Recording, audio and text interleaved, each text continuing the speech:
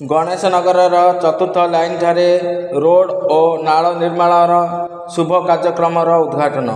Brahmapur ଲାଞ୍ଜିପଲ୍ଲୀସ୍ଥିତ ward number 38 Ganesh ନଗରର ଚତୁର୍ଥ line ଠାରେ ରୋଡ୍ ଓ ନାଳ ନିର୍ମାଣର ଶୁଭ ଦେବା କାର୍ଯ୍ୟକ୍ରମ ଅନୁଷ୍ଠିତ ହୋଇଥିଲା। ଏହି କାର୍ଯ୍ୟକ୍ରମରେ ସ୍ଥାନୀୟ କର୍ପୋରେଟର ଶ୍ରୀମତୀ ସ୍ୱର୍ଣ୍ଣଲତା ସାବତ ଯୋଗଦେଇ ରୋଡ୍ ଓ ନାଳ ନିର୍ମାଣ କାର୍ଯ୍ୟର ପୂଜା ଅର୍ଚ୍ଚନା କରି ଶୁଭ ଦେଇଥିଲେ। ଦୀର୍ଘ ଦିନ ହେବ ଗଣେଶ ନଗରରେ ରାସ୍ତା ଓ ନାଳର ସମସ୍ୟା ଲାଗି ରହିଥିଲା। ଅଞ୍ଚଳବାସୀ ବହୁ ଅସୁବିଧାର ସମ୍ମୁଖୀନ ହେଉଥିଲେ। କର୍ପୋରେଟର ଶ୍ରୀମତୀ ସ୍ୱର୍ଣ୍ଣଲତା ସାବତଙ୍କ ପ୍ରଚେଷ୍ଟାରେ ଗଣେଶ ନଗରର ଦୁଃଖ ଦୂର ହେବାକୁ ଯାଉଛି।